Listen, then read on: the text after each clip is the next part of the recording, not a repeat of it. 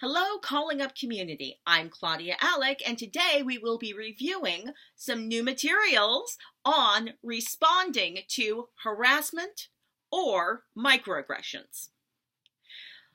First step is to go through the 3Ds. You can do a direct response, a delayed response, or you can delegate your response.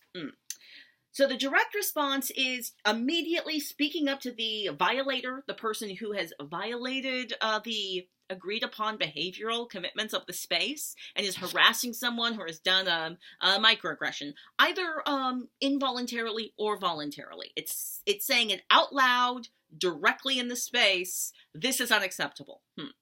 And saying it to them and any witnesses that might be in the space. You can do a delayed response. Now, a delayed response means that in the moment you were either unable to respond at all, or for your own physical safety or emotional safety, you chose to do an indirect response, and that means you are going to have to follow up with something that is more direct. Because when you completely let this behavior go, you are communicating to the people who are doing it and those who are witnessing it that that is acceptable behavior, which will only result in that behavior continuing. So if your goal is to not have harassment and microaggressions taking place in your spaces all the time, it will behoove you to do follow-up communications with people who are long-term community members that you care deeply about and want to retain and maintain relationship with. Now, the last thing is also delegating. So it might be that in the moment, you recognize that you're not the one. You're not the one because of your own lived experience. You're not the one because of your identity. You're not the one because of your particular set of skill sets that you do not have. And somebody else would be more effective in terms of participating in a calling up experience. So in that moment, you can delegate. You can find someone to help you. Now, of course, if you're the person where you are being harassed, you can also find people to help you.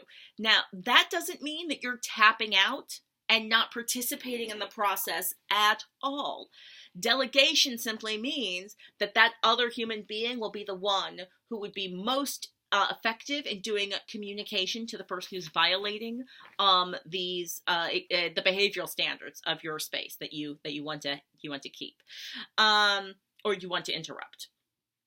Now I have the 1, 2, 3, 4, 5, 6, 7 R's because I love alliteration. So we had 3 D's, now we've got 7 R's. And these are more specific techniques that you can use, either direct or indirect. I might name that as we go. So, request more info. So the person does the harassing statement or the microaggression, and you can get clarification, find out more. Tell me more about that. Sometimes you might want to restate what you have heard and then request more info. I'm hearing this. Tell me more about that. Now that can also be called reflecting. You can reflect what you just heard, right? And after you do a restating or a reflecting, you can either let the person know how that made you feel, or you can ask them to give you more information and request more info. You can redirect. So that means that either you, the person who have had the microaggression happen to you, or you are a witness and you're intervening, and you have changed the subject immediately to something totally different.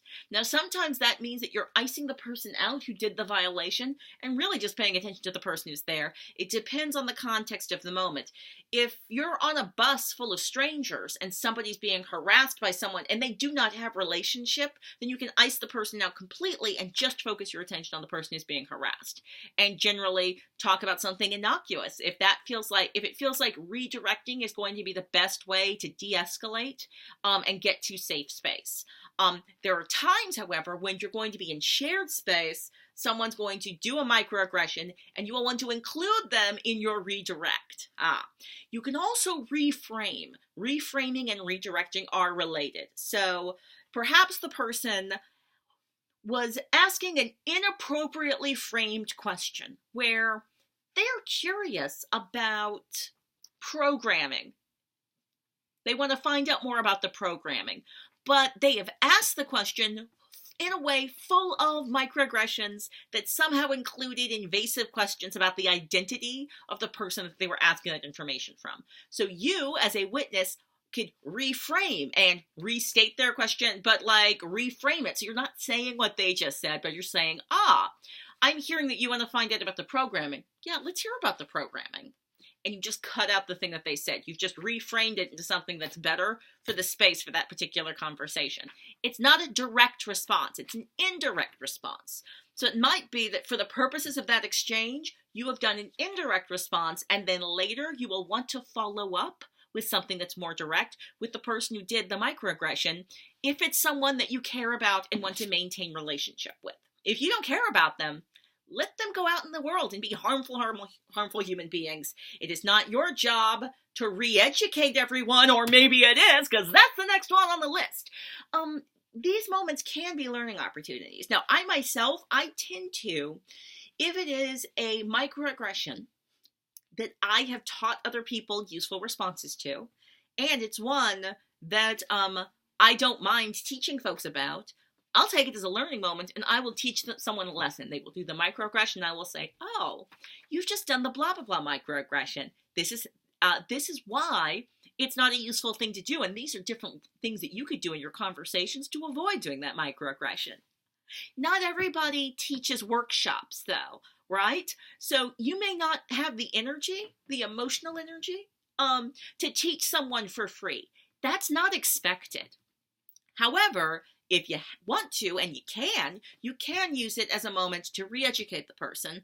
Also, if you are a witness and you have not been directly harmed by what's going on, and you have the emotional capacity and the ability to help your colleague or friend or collaborator or human being to learn a way to not do that microaggression, go ahead and teach them.